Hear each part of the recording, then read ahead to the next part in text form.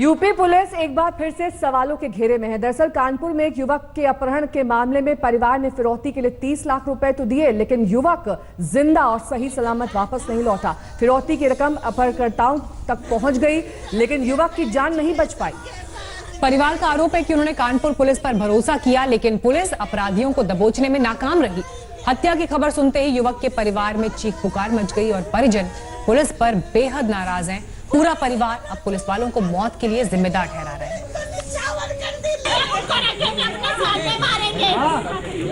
कौन हमारा क्या कर लेगा? मेरा भाई नहीं तो हम नहीं, वो भी नहीं रखेंगे हम उनको जिंदा नहीं रखेंगे। जैसे मेरे माँ बाप भटक रहे थे, उसके माँ बाप भटकाएंगे हम। जो मेरे भाई के साथ किया है उन्होंने, पुलिस प्रशासन को दिखाएंगे कि क्या चीज होती है। आम जनता उसके साथ धोखा करते हैं। वो एक महीने तक सोती रही पुलिस। है आप लोगों का क्यों नहीं आई? जूम है ना? क्यों नहीं आई? मेरे भाई के साथ इतना बड़ा ना होता। कहाँ रखा मेरे भाई को? दिखाया जाए हमको। पुलिस क्या करती रही? 15 बार कॉल आती रही, क्यों नहीं ट्रेस किया? क्या सोती रही? प्रशासन सोता रहा। ये कप्तान से तब क्या कर रहे थे? 4 दिन हुए थे तब मैं गई थी कहने, तो कह रहे थे दरोगा आपका लड़का ला के देंगे। दे दिया लड़का, दे दिया। हमें बड़ा भरोसा था, सर ला के देंगे हमें लड़का, हमें मेरा भाई ला के देंगे। खुद का बच्चा जाता है तब पता चलता है। कोई नहीं दिखाता। सबके पैर चूहे, सबके पास गए, किसी ने नहीं सुनी हमारी। 2 दिन के बाद बताएंगे, 2 दिन के बाद बताएंगे।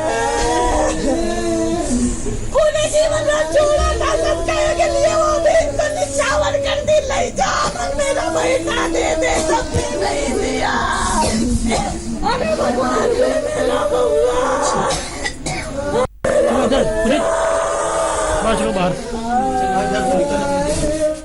और ये कहा जा रहा है कि जो आरोपी हैं वो संजीत यादव के जानकार थे, उसके दोस्त थे। अपने बचाव में या फिर इस वक्त वो क्या कह रहे हैं, सुनिए। इसको जब ये छूट के भाग गया था, गेट के पास तक पहुंच गया, जहाँ रूम रह रहे थे, गेट के पास तक पहुंच गया था। ये ज्ञानेंद्र वहाँ से लेके आया, फिर कमरा बंद किया, उसको खाने के लिए सेब दिया। जब उसको खाने के लिए सेब दिया, इसने एक आधा सेब काटा, आधा सेब जमीन रख दिया, आधा अपने हाथ में रखा था। फिर इसने हाथ काट लिया, 2 बार करके चाकू में हाथ काट लिया और इन्होंने सर पटक दिया करके। सर पटका तो ये थोड़ा फट गया था, तो ज्ञानेंद्र ने फिर पट्टी बांधी। अच्छा ये बताओ, तुम्हें मालूम था उसके पैसे हैं कि नहीं? उसके घर में पैसे, उसकी कमीशन नहीं है, नहीं है उसके घर में? सर जो हमको बताता, संजीत ने जो हमको बताया था, बता रहा था मेरे पास 2 ट्रक है मेरे पास, और 2 कारें हैं, और मेरा खुद का सट्टाबाजी चलता है। अच्छा, फोन में 50-60 हज़ार इतने कमा लेते हैं, तो हमें ड्यूटी करने की जरूरत नहीं रहती। अच्छा कह रहे उसने तुम पैसे के लालच में आ गए, उसने पैसा बहुत इसलिए उसको मारा। जी सर। अपहरण करने के बाद 22 तारीख को इन्होंने अपहृत व्यक्ति को उस मकान में रखा। 26 तारीख की रात्रि में, 26 जून की रात्रि में जब अपहृत व्यक्ति ने भागने का प्रयास किया, तो उसके पश्चात इन लोगों ने निर्णय लिया कि इस व्यक्ति को मार दिया जाए, और 27 तारीख की सुबह ही इस व्यक्ति की इन्होंने गला दबा करके हत्या कर दी। इसके बाद नहर में इसके डेड बॉडी को इन्होंने फेंक दिया। इस पूरी घटना में ज्ञानेंद्र यादव की गाड़ी, जो फोर्ड गाड़ी थी, उस गाड़ी का प्रयोग इन्होंने इस व्यक्ति को अपहरण करने के लिए किया था। ये अपहृत व्यक्ति 22 तारीख की इवनिंग में लगभग 7:45 बजे हॉस्पिटल से निकला था और अपनी मोटरसाइकिल से गया था। इन अभियुक्तों की निशानदेही पर उस मोटरसाइकिल को बरामद कर लिया गया है, जिससे ये अपहृत व्यक्ति जा रहा था, और इस गाड़ी को इन्होंने छिपा दिया था। और अब आपको दिखा देते हैं कि प्रियंका गांधी ने किस तरीके से यूपी पुलिस पर निशाना साधा है अपने इस ट्वीट के जरिए। योगी सरकार पर भी हमला बोला है। आपको बता देते हैं कि क्या कुछ प्रियंका गांधी ने अपने इस ट्वीट में लिखा है। प्रियंका ने लिखा है कि यूपी में कानून व्यवस्था दम तोड़ चुकी है, कोई भी खुद को सुरक्षित महसूस नहीं करता। विक्रम जोशी के बाद अब कानपुर में संजीत यादव की हत्या। पुलिस ने किडनैपर्स को पैसे भी दिलवाए और उनकी हत्या भी कर दी गई।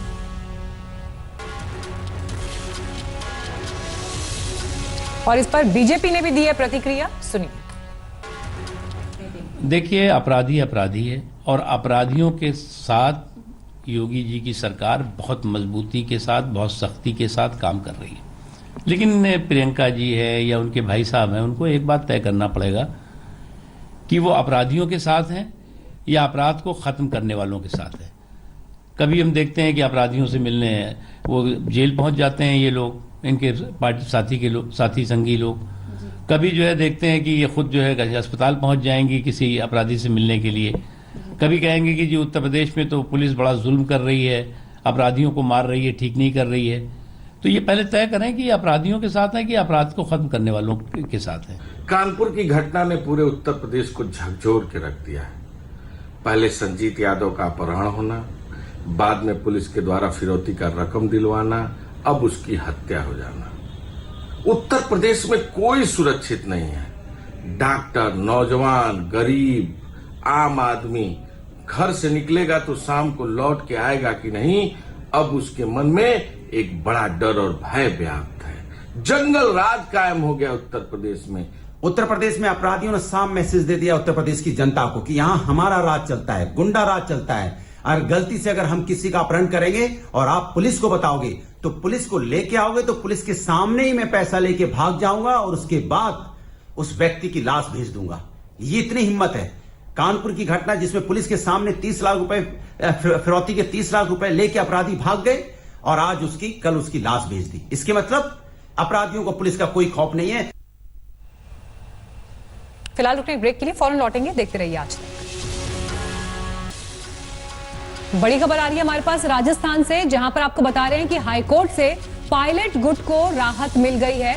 दरअसल स्पीकर ने जो नोटिस दिया था सचिन पायलट समेत 19 विधायकों को, जिनमें उनको अयोग्य ठहराने की बात थी, उसे लेकर हाईकोर्ट ने स्पीकर के नोटिस पर स्टे लगा दिया है। स्टे का मतलब यह हुआ कि अभी सदस्यता को लेकर इस पर कोई फैसला नहीं, यानी कि सदस्यता रद्द नहीं होगी। जो बात स्पीकर के नोटिस में कही गई थी कि इन 19 विधायकों को अयोग्य मान रहे थे स्पीकर, और इसी बात को लेकर नोटिस आगे बढ़ाया था, लेकिन हाईकोर्ट ने उस नोटिस पर स्टे लगा दिया है।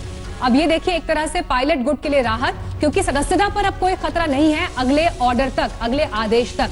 और इस बीच एक और जो पॉजिटिव संकेत पायलट गुट के लिए हैं, उसके तहत उनके खेमे के विधायक की याचिका को कोर्ट ने स्वीकार कर लिया है, जिसमें केंद्र को भी पक्ष बनाने की बात की गई है।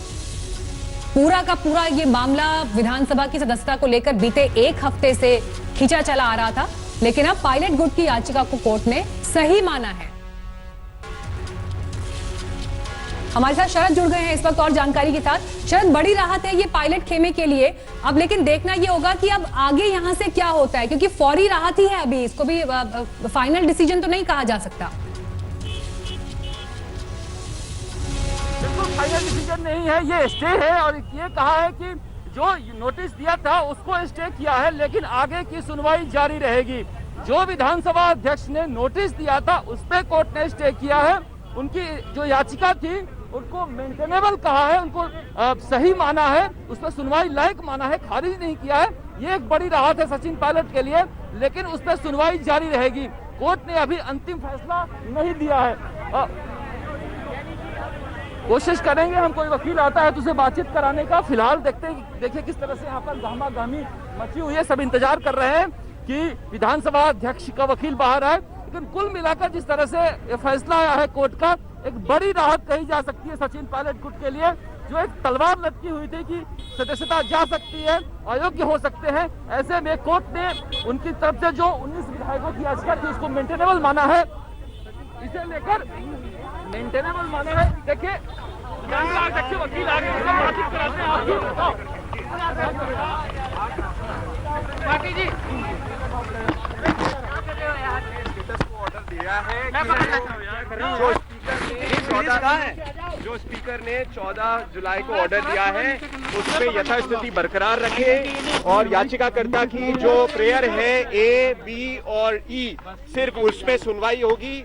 प्रेयर नंबर सी और डी कोर्ट के क्षेत्राधिकार में नहीं आती, इसलिए कोर्ट उस पर सुनवाई नहीं करेगी।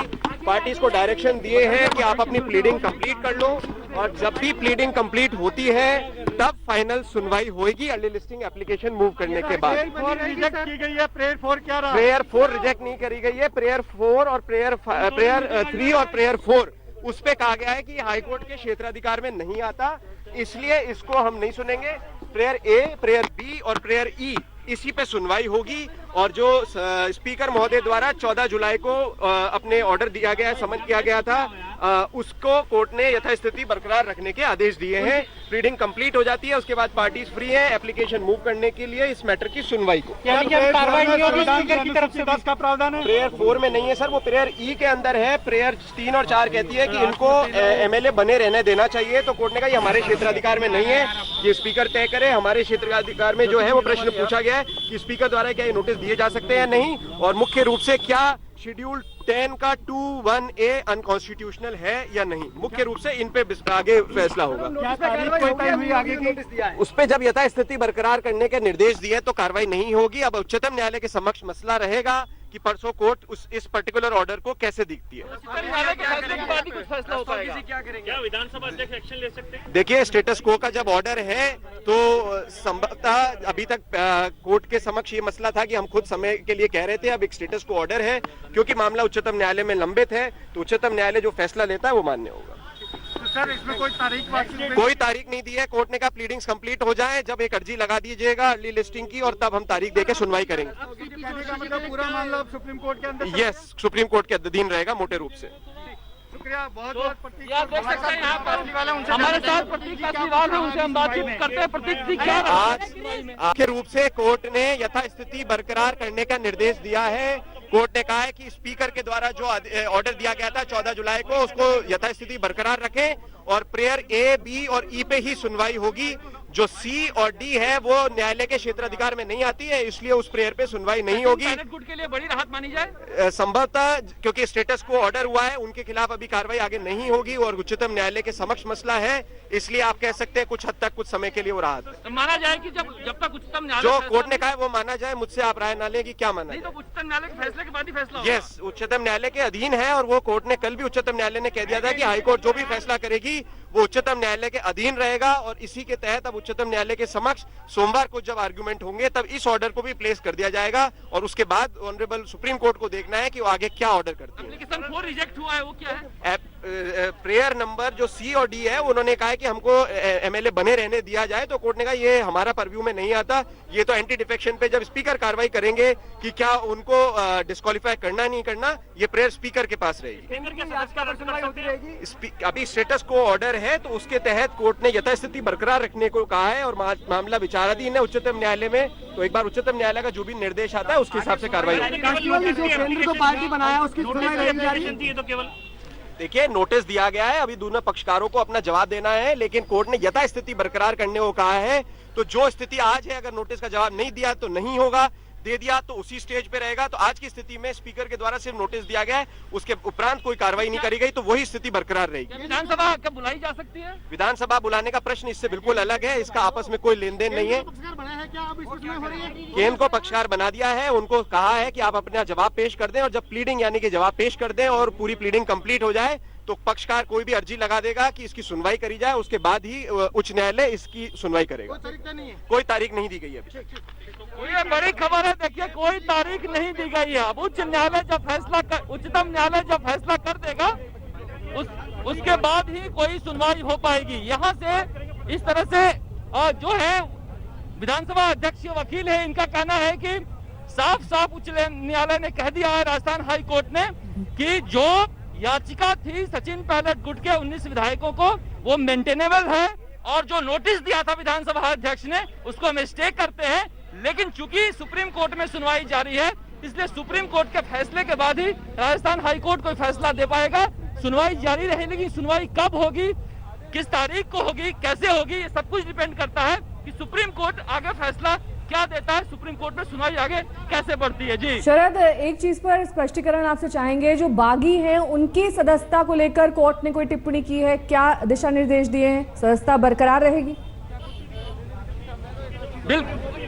बिल्कुल इन्होंने जो प्रेयर 3 और 4 था, उसके तहत इन्होंने कहा था कि हमारी सदस्यता रद्द न हो, इसके ऊपर भी कोई आदेश दे दें, तो उन्होंने कहा कि नहीं, ये प्रेयर 3 और 4 जो है इस पर हम फैसला नहीं कर सकते, ये विधानसभा का मामला है, विधानसभा अध्यक्ष ही फैसला ले सकता है। वो किन परिस्थितियों में कब करता है, जब ये परिस्थितियां उठेगी तब हम करेंगे, लेकिन आपको उनके अयोग्य घोषित करने पर हम पाबंदी नहीं लगा सकते, क्योंकि देखिए कुल मिलाकर यही मामला चल रहा है कि अयोग्य घोषित कर सकते हैं कि नहीं कर सकते हैं।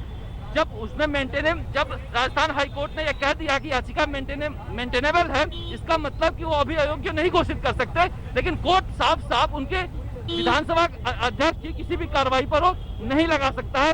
तो इस तरह से कहा जा सकता है कि राजस्थान हाईकोर्ट ने बड़ी राहत दी है। ठीक है, फौरी तौर पर राहत यहाँ पर सचिन पायलट खेमे को, लेकिन इस बीच आपको सुना देते हैं कि कोर्ट से बाहर आकर वकील ने क्या कुछ कहा आज की प्रोसीडिंग्स के बारे में। जो स्पीकर ने 14 जुलाई को ऑर्डर दिया है उस पे यथास्थिति बरकरार रखे और याचिकाकर्ता की जो प्रेयर है A, B और E सिर्फ उस पे सुनवाई होगी। प्रेयर नंबर C और D कोर्ट के क्षेत्राधिकार में नहीं आती, इसलिए कोर्ट उस पर सुनवाई नहीं करेगी। पार्टीज को डायरेक्शन दिए हैं कि आप अपनी प्लीडिंग कंप्लीट कर लो और जब भी प्लीडिंग कंप्लीट होती है तब फाइनल सुनवाई होगी अर्ली लिस्टिंग एप्लीकेशन मूव करने के बाद।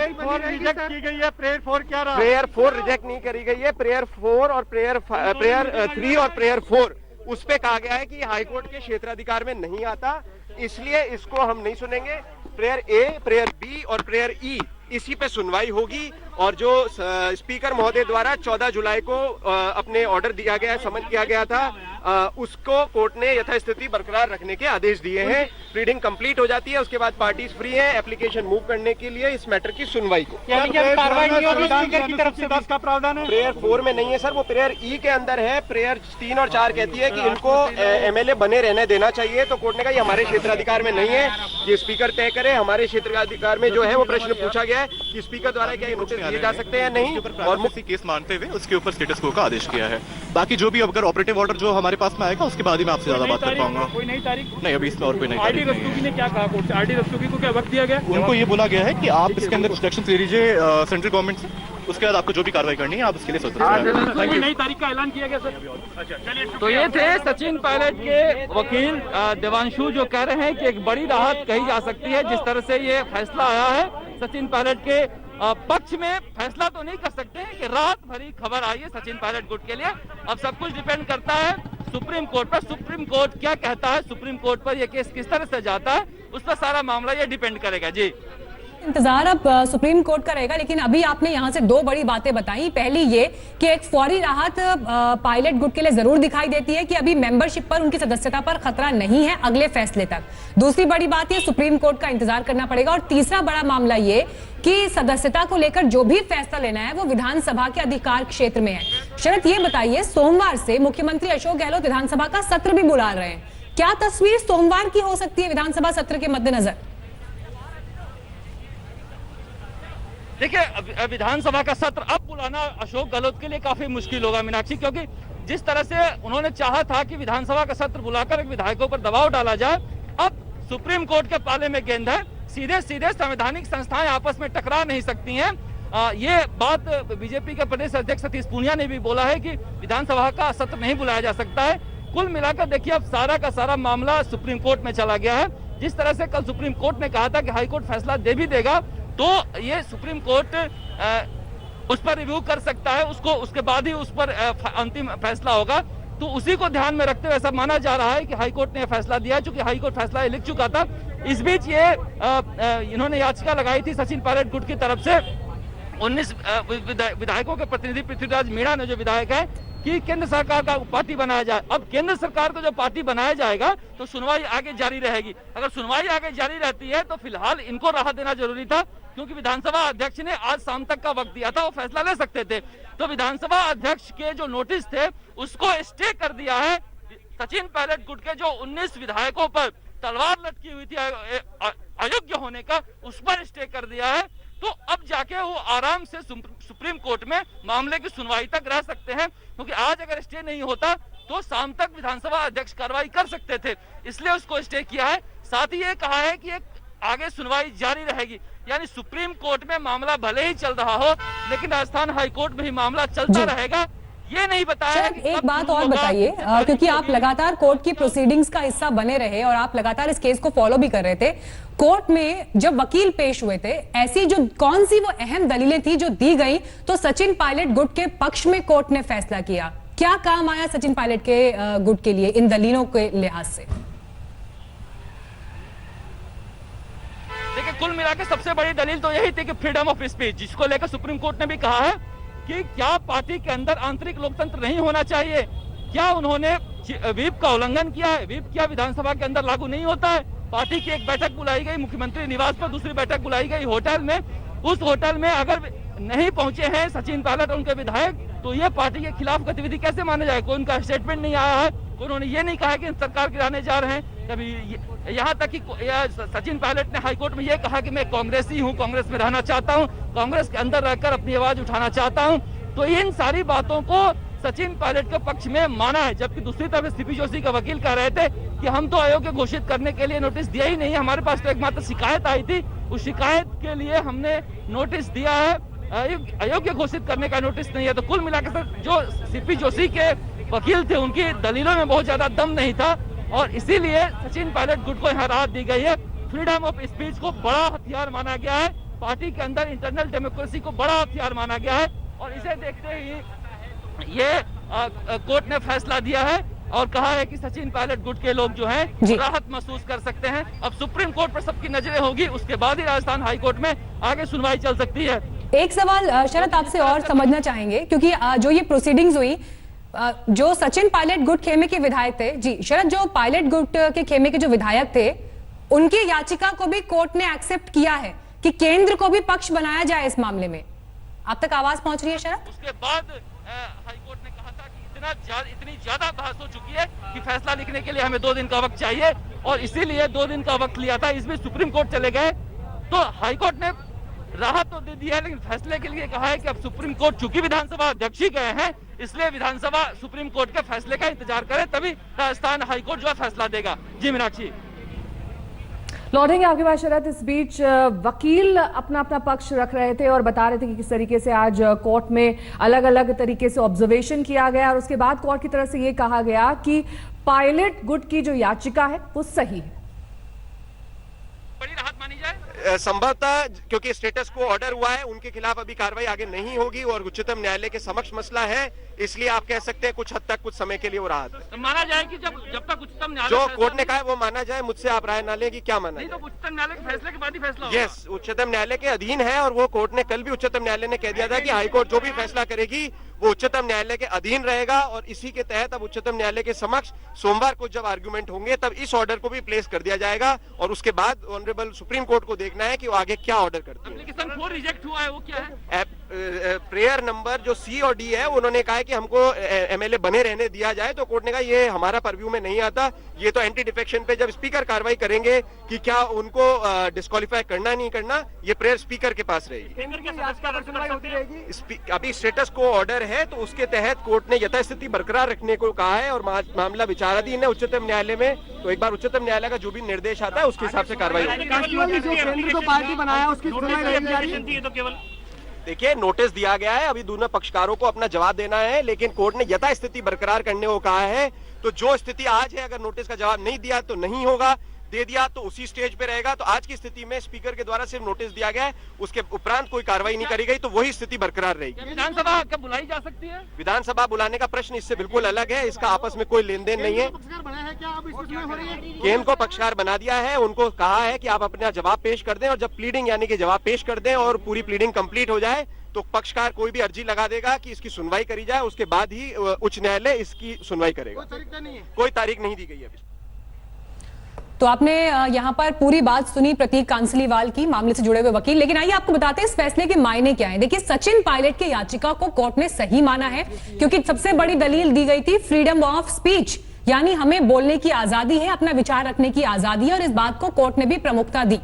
सदस्यता रद्द करने का मामला हालांकि अभी भी स्पीकर पर छोड़ा है, विधानसभा के अधिकार क्षेत्र का यह मामला है, यानी फौरी राहत है, ये एक स्टे है हाई कोर्ट का, लेकिन अगले फैसले तक इंतजार करना होगा कि इस पर क्या तस्वीर उभर कर आती है। और स्पीकर के नोटिस पर भी हाईकोर्ट का स्टे लग गया है। शरद हमारे संवाददाता तमाम जानकारी के साथ हमारे साथ जुड़ गए हैं। शरद, हमने देखा था कि जब स्पीकर सीपी जोशी ने प्रेस कॉन्फ्रेंस की थी, उन्होंने कहा था कि विधानसभा की गरिमा को बनाए रखना चाहिए, लेकिन इस तरीके से कई सारे सवाल उन पर भी उठ रहे थे। कहा जा रहा था क्यों नहीं वो अपने अधिकार क्षेत्र का इस्तेमाल करते हैं, क्यों नहीं निष्पक्ष होकर काम करते हैं। जी, यही सबसे बड़ी बात जो है स्पीकर के खिलाफ गई है कि रात को 11:30 बजे के आसपास सरकारी मुख्य सचेतक महेश जोशी वहां पहुंचते हैं और तुरंत स्पीकर नोटिस जारी कर देते हैं। तो जो हरीश साल्वे की दलील थी, हरीश साल्वे का कहना था कि स्पीकर ने माइंड अप्लाई नहीं किया है, मैलिशियस इंटेंशन से ये नोटिस दिया है। ये लगातार इस बात को कह रहे थे कि अगर माइंड अप्लाई किया होता और विवेक के आधार पर फैसला लिया होता तो थोड़ा सा वक्त मिलता। तो कुल मिलाकर ये कहा जा सकता है कि जिस तरह से फैसला आया है, एक बड़ी राहत है सचिन पायलट गुट के विधायकों को। लेकिन देखिए, जनतंत्र में सबसे बड़ी जीत होती है विधानसभा के अंदर। विधानसभा के अंदर भले ही उनको राहत मिल रही हो, वक्त मिल रहा हो, लेकिन विधायकों का जुगाड़ तो उनको करना पड़ेगा। और यही सबसे बड़ी ताकत है अशोक गहलोत को, जो कह रहे हैं कि मैं बहुमत साबित करना चाहता हूँ, विधानसभा का सत्र बुलाना चाहता हूँ। अब यहाँ से ये देखना होगा कि सोमवार के विशेष सत्र का क्या होगा, क्योंकि सुप्रीम कोर्ट में जिस तरह से मामला फंसा हुआ है, यहाँ पर आसान नहीं होगा विधानसभा। बिल्कुल, ये बड़ी बात आप कह रहे हैं कि फ्लोर टेस्ट को लेकर आगे क्या सूरत हो सकती है शरद, लेकिन दो बातों पे और क्लैरिफिकेशन शरद आपसे चाहेंगे। एक तो ये कि सचिन पायलट खेमे के गुट के विधायक की अर्जी भी मंजूर हुई है जिसमें केंद्र को पक्ष बनाने की बात है, तो इसे लेकर अब आगे क्या हो सकता है। और दूसरी बात यह कि अब आगे की सुनवाई को लेकर क्या कोर्ट ने कुछ तस्वीर साफ की है कि कैसे अब आगे मामला जाएगा। जी देखिए, बातचीत कराते हैं विधानसभा के अध्यक्ष के वकील है प्रतीक कासलीवाल। अब आगे सुनवाई कैसे जाएगी ये लोग जानना चाहते हैं। देखिए, हाईकोर्ट के अंदर अभी क्योंकि प्लीडिंग कंप्लीट नहीं हुई है, तो हाईकोर्ट में प्लीडिंग कंप्लीट हो जाएगी। प्लीडिंग कंप्लीट होने के बाद पार्टीज की तरफ से एप्लीकेशन लगाएगी कि जल्दी से इसको सुनवाई की जाए और उसके उपरांत कोर्ट फाइनली सुनवाई करेगी। इंटरिम तौर पे यथास्थिति बरकरार करने के ऑर्डर दे दिए हैं सुप्रीम कोर्ट में, क्योंकि मामला विचाराधीन है। इस ऑर्डर को सुप्रीम कोर्ट को अवगत करा दिया जाएगा कि ये ऑर्डर हुआ है और इस पे कोर्ट क्या कार्रवाई करती है वो सुप्रीम कोर्ट पे डिपेंड करेगा। आम आदमी को, हम दर्शकों को समझाना चाहे प्रत्येक जी, तो आज तक के दर्शकों को आप आज के फैसले को लेकर क्या समझाएंगे, किसके लिए क्या रहा। कोर्ट ने स्पीकर महोदय के द्वारा जो ऑर्डर 14 तारीख को नोटिस किया उसकी यथास्थिति बरकरार करने को कहा है। इसके उपरांत कुछ भी नहीं कहा है। प्रश्न सिर्फ लीगल इतना है कि क्या स्पीकर की सिर्फ नोटिस देने की कार्रवाई को कोर्ट स्टे कर सकती है या हस्तक्षेप कर सकती है, नहीं कर सकती, नहीं कर सकती, कानूनन नहीं कर सकती। और उस हद तक ये ऑर्डर गलत है और इसीलिए उच्चतम न्यायालय के समक्ष हम ये प्ली करेंगे। आप उच्चतम न्यायालय में जा रहे हैं? उच्चतम न्यायालय में हमारी याचिका ऑलरेडी पेंडिंग है, जो कल जिसपे सुनवाई हुई थी और वो सोमवार को फिर से सुनवाई होगी। उसमें कोर्ट को इस ऑर्डर के बारे में अवगत करा दिया जाएगा। अंतरिम ऑर्डर जो आया है उसके खिलाफ भी आप सुप्रीम कोर्ट में बताएंगे? बिल्कुल, उसमें अंदर सुप्रीम कोर्ट को अवगत कराएंगे। ये बताइए कि अगर ये दोनों पक्ष के बारे में देखा जाए तो क्या सचिन पायलट गुट के लिए एक राहत भरी खबर है ये? संभवतः आप कह सकते हैं कुछ समय के लिए राहत है। एक हो सकता है छोटी बैटल जीत ली हो, लेकिन वॉर अभी पूरी है और फ्यू बैटल जीतने से वॉर नहीं जीती जाती। एक मिनट, एक प्रत्येक जी, आखिरी सवाल कि अगर मोटा मोटी हम बताना चाहें कि आपके पक्ष से क्या दलीलें थी, उनके पक्ष से क्या दलीलें थी? देखिए, वो बराबर आपको अवगत कराया जा रहा है कि स्पीकर के द्वारा जो कार्रवाई की गई है वो संवैधानिक है। स्पीकर स्वतंत्र है इस तरह की कार्रवाई करने के लिए, और अगर ये याचिका लगाई जाती है तो कहीं ना कहीं हस्तक्षेप है उच्च न्यायालय द्वारा और प्रीमेच्योर कार्रवाई है। अभी स्पीकर ने कोई फैसला नहीं लिया गया है, बिना फैसला लिए जुडिशियल रिव्यू नहीं किया जा सकता, ना ही कोई इंटरिम ऑर्डर है। और इसके तहत जो कोर्ट ने स्टेटस को दिया है वो कानून के प्रावधान के विपरीत है और वही मसला अब उच्चतम न्यायालय के अंदर लिया जाएगा। क्या अब स्पीकर अयोग्य नहीं ठहरा सकते थे? 3 और 4 जो प्रेयर, देखिए, सिर्फ खारिज नहीं किया है, उन्होंने कहा है कि स्पीकर स्वतंत्र है अयोग्य ठहराने या नहीं ठहराने के लिए, इसलिए हम उस पर कार्रवाई नहीं करते। तो कोई और याचिका अगर स्पीकर महोदय के समक्ष आती है तो वो कार्रवाई करें। सिर्फ 14 तारीख का जो नोटिस दिया है उस पर यथास्थिति बरकरार करने के लिए कहा गया है। अब राजस्थान हाईकोर्ट में कब सुनवाई शुरू होगी? जब भी प्लीडिंग कंप्लीट हो जाएगी तब राजस्थान हाईकोर्ट के समक्ष एक एप्लीकेशन लगेगी, प्लीडिंग कंप्लीट हो गई और इसमें सुनवाई करें, तब कोर्ट एक तारीख फरमाएगी और याचिका पे निस्तारण किया जाएगा। अब क्या जो विधानसभा अध्यक्ष है उनको कोई प्रेस नोटिस जारी करने का अधिकार है या रोक? बिल्कुल कोई रोक नहीं है, वो स्वतंत्र हैं अपने तरफ से कार्रवाई करने के लिए। 14 तारीख का जो नोटिस दिया उस पर यथास्थिति बरकरार करनी है। इसके अलावा स्पीकर के कोई भी राइट्स को कैसे भी इंटरफेयर नहीं किया गया, नहीं किया जा सकता। सर, एक मिनट, इस तरह से देखा जा सकता है कि इनका कहना है कि स्पीकर के किसी भी राइट को उन्होंने इंटरफेयर नहीं किया और ये कहा है जब प्रेयर 3 और 4 को डिस्चार्ज किया है तो ये कहा है कि विधानसभा अध्यक्ष का ये पावर होता है, अधिकार होता है कि विधानसभा के अंदर योग्यता का वो आकलन करे। इस पर हम कोई फैसला नहीं लेंगे। तो कुल शरद, आप जितनी बार कोर्ट में ये प्रोसीडिंग्स को फॉलो करते रहे, कवर करते रहे, कोई ऑब्जर्वेशन कोर्ट का इस बात पर था कि सरकार जिस तरह से रिजॉर्ट में बैठी है और मुख्यमंत्री खुद उनके बीच जाके स्पीच दे रहे हैं कि पहाड़ की तरह आपको डटे रहना होगा और हो सकता है आने वाले कुछ और दिन आपको इसी तरह से यहाँ पे रहना होगा, सरकार कैसे रिजॉर्ट में रह सकती है? कोई ऑब्जर्वेशन कोर्ट का इस पर था? देखिए, एक मौखिक ऑब्जर्वेशन था, वो बड़ी दिलचस्प था। जो चीफ जस्टिस है एन मोहंती, उन्होंने कहा कि देखिए कई चीजें होती है जो आदमी करने से डरता है और आखिर वही करना पड़ता है। मैं जब बचपन में था तो मुझे लिखना बहुत पसंद नहीं था, ये जो लेख लिखा जाता है, और जूते के फीते बांधे पसंद नहीं थे, लेकिन आप देखिए इतने लंबे लंबे मुझे फैसले लिखने पड़ते हैं। तो कुल मिला के दोनों पक्ष को नसीहत दी थी कि ये जो ईगो की लड़ाई है, आपने लड़ तो लिया है, लेकिन जिस तरह से आप कोर्ट में लड़ रहे हैं ये आपके लिए ठीक नहीं है। तो इस तरह के उन्होंने मौखिक रूप से ये बात कही थी, लेकिन ये दोनों ही पक्ष चूंकि होटल में बैठे हुए हैं, इसलिए नागरिकों की तरफ से एक याचिका लगी थी और वह ये कहा गया था नागरिकों की तरफ से कि हम राजस्थान के नागरिक हैं, हम इसमें पक्षकार बनना चाहते हैं कि हमारी सरकार कोरोना के समय होटल में बैठी है, हमारे सरकार के कुछ लोग मानेसर में होटल में बैठे हैं, उनको सुना राजस्थान हाई कोर्ट ने। सुनने के बाद कहा कि ये मेंटेनेबल नहीं है, चूंकि पहले से हम लोग इन चीज़ों पर डिस्कस कर रहे हैं, इसलिए इसको यहाँ पर सुनवाई में काफी वक्त लग जाएगा, इसको अलग से सुनेंगे। वो निचली अदालत में ऑलरेडी एक चल रही है इसके लिए याचिका।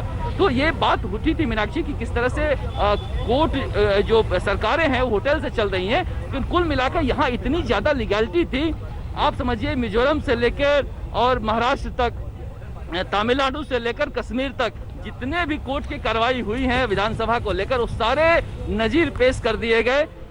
देश के 3 बड़े नामचीन वकील थे, मुकुल रोहतगी, हरीश साल्वे और अभिषेक मनु सिंघवी। हमारी संवाददाता मौसमी इस वक्त जुड़ गई है फेयरमाउंट होटल के बाहर से और लगातार मौसमी नजर बनाए हुए। मौसमी, अब ये बेहद कठिन वक्त है अशोक गहलोत के लिए कि वो विधानसभा का सत्र बुलाएं या ना बुलाएं, और वहां पर क्योंकि कई तरीके की अब दिक्कतें पेश आ सकती हैं और हो सकता है फेस सेविंग एक्सरसाइज हो यहाँ पर। जिस तरीके से आज कोर्ट का ऑब्जर्वेशन आने के बाद अब क्या लगता है, मंडे को विधानसभा का सत्र बुलाया जाएगा या फिर नहीं? जी बिल्कुल, देखिए कोर्ट के फैसले के बाद ही सियासी हलचल जो है वो तेज हो गई है। हम फेयरमाउंट होटल के बाहर हैं और अशोक गहलोत किसी भी वक्त यहाँ से बाहर निकलेंगे, ऐसा बताया जा रहा है कि वो मीडिया से भी मुखातिब होंगे। पहली ये सूचना आ गई है कि मीडिया से वो अपनी आगे की रणनीति क्या खाका रहेगा वो जाहिर करेंगे। तो साफ तौर पे कांग्रेस सरकार जो है ये उम्मीद लगाए बैठी थी कि उसको शायद हाईकोर्ट से राहत मिलेगी, लेकिन अब अपने आगे की प्रक्रिया, आगे का स्टेप क्या होगा, इसके लिए अशोक गहलोत जो काफी मंझे हुए राजनीतिज्ञ माने जाते हैं, पहले से ही उसकी पृष्ठभूमि अशोक गहलोत तैयार कर चुके हैं।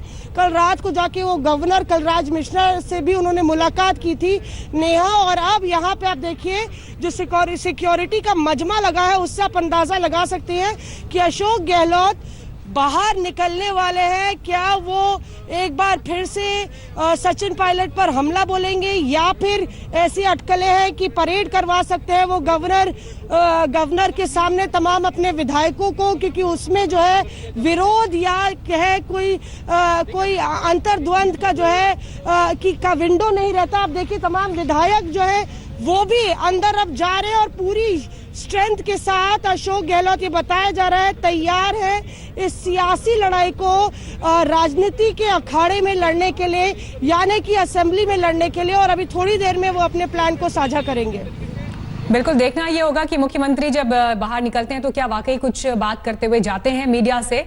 लेकिन शरद के पास चलते हैं। शरद राजस्थान हाईकोर्ट के बाहर मौजूद है। शरद, कोई हलचल वहां पर? देखिए, आप मीनाक्षी पूछ रही थी कि सरकार होटल में बैठी है और जनता जो है सड़कों पर त्रस्त है और कोर्ट में लड़ाई लड़ी जा रही है। हमारे साथ है वकील पूनमचंद भंडारी, जिन्होंने इसी बात को लेकर याचिका लगाई थी कि पक्षकार बनने की अपील की थी। अब तो कोर्ट ने कह दिया कि सचिन पायलट गुट को राहत मिली है, तो यानी अब तो होटल में ही रहेंगे दोनों। नहीं, अब ये कहाँ रहे ये तो मैं नहीं कह सकता, लीगल पोजीशन ये है कि स्पीकर के नोटिस को स्टेटस को कर दिया है। अब पायलट के ऊपर जो तलवार लटक रही थी वो तलवार तो हट चुकी है। अब स्पीकर इसमें कोई कार्रवाई नहीं कर सकते हैं और ना तो सचिन पायलट को जवाब देने की जरूरत है और ना अपेयर होने की जरूरत है। वकील कह रहे हैं कि जो नोटिस 14 तारीख को दिया था उस पर हमने स्टे किया, फ्रेश नोटिस तो दे सकते हैं। अब फ्रेश मैं वही कह रहा हूँ ना, इस पर कोई कार्रवाई नहीं हो सकती। नई कोई कार्रवाई करना चाहें, नई कोई और कंप्लेंट आती है या सुओ मोटो को लगता है तो सुओ मोटो अलग से नोटिस जारी करके वो कोई कार्रवाई करते हैं। लेकिन ये मामला तो ठंडा बस्ते में गया, क्योंकि जो दूसरे पॉइंट जो रेज किए गए थे कॉन्स्टिट्यूशनल वैलिडिटी के, उसको रिट को एडमिट कर लिया है। तो एडमिट जब रिट कर लेते हैं तो उसके बाद सुनवाई के बाद बहुत लंबे टाइम बाद में नंबर आता है उसका। तो ये बताइए कि अब राजस्थान हाई कोर्ट में कब सुनवाई शुरू हो पाएगी? अब राजस्थान हाई कोर्ट में सुनवाई जल्दी नहीं होगी, टाइम तो गया, ड्यू कोर्ट में गया ना ये। अब नंबर आगे जब आएगा इसका तो बस। सुप्रीम कोर्ट ने तो कह दिया कि राजस्थान हाई कोर्ट पहले फैसला देगा। हाँ तो फैसला दे दिया ना, इंट्रीम ऑर्डर कर दिया ना। देखिए क्या होता है, कोई रिट फाइल होती है तो उसमें एक इंट्रीम तुरंत रिलीफ मांगी जाती है, तो हाई कोर्ट ने तुरंत रिलीफ दे दी है। अब सुनवाई करेंगे आराम से और आराम से फैसला करेंगे उसपे। वही तो बात तो आपसे पूछ रहा हूँ कि कब तक फिर होटल में बैठेंगे? फिर तो होटल में बैठे रहेंगे दोनों। अब ये तो वो देखें होटल में कब तक बैठा है नहीं बैठना है, लेकिन ये कार्रवाई तो ड्रॉप हो चुकी, खत्म हो चुकी कार्रवाई, समझिए आप। आप ये समझना चाहेंगे, आप चूंकि इसमें पक्षकार थे, क्या जब सुप्रीम कोर्ट में मामला चल रहा है विधानसभा बुलाई जा सकती है? अशोक गहलोत बुला के फैसला ले सकते हैं विधानसभा में? बिल्कुल, देखिए ये उनका प्रेरोगेटिव है। विधानसभा में सत्य जारी हो सकता है, सारी कार्रवाई होती है, उसको सुप्रीम कोर्ट ने रोका नहीं है, किसी ने रोका नहीं है, वो कर सकते हैं, वो उनका अधिकार है। क्योंकि सुप्रीम कोर्ट में जो गए ना वो लिमिटेड पॉइंट पे गए हैं, इसके स्पीकर के अधिकार को लेकर के गए हैं, वो चैलेंज हुआ है। प्रेयर 3 और 4 डिस्चार्ज हुआ है अयोग्यता वाला, वो क्या जरा समझाएं। वो उन्होंने ये कहा था कि हमको अयोग्य घोषित ना किया जाए, ये प्रेयर भी थी उनके साथ में, सचिन पायलट गुट की। हाँ, तो उसको उन्होंने खारिज कर दिया, बोला इस पर हम ऑर्डर नहीं करते हैं, ये जो काम है ये स्पीकर का है, वो इनको अयोग्य घोषित करे या ना करे, ये हाईकोर्ट का नहीं है कि वो मतलब एडवांस के अंदर ही कहते हैं कि इनकी सजा ना जाए। बने रहिएगा। देखिए मीनाक्षी, ये बड़ी खबर ये है कि उन्होंने रिक्वेस्ट की थी कोर्ट से कि हमें अयोग्य घोषित न किया जाए, इस तरह की आप आदेश पारित कर दें, उस पर कोर्ट ने कहा। नमस्कार, मैं हूं अंजना ओम कश्यप। हमें उम्मीद है ये वीडियो आपको पसंद आया होगा। लेटेस्ट खबरों के लिए यूं ही देखते रहिए आज तक, और इस वीडियो के पसंद आने पर लाइक, शेयर एंड सब्सक्राइब करना ना भूलें।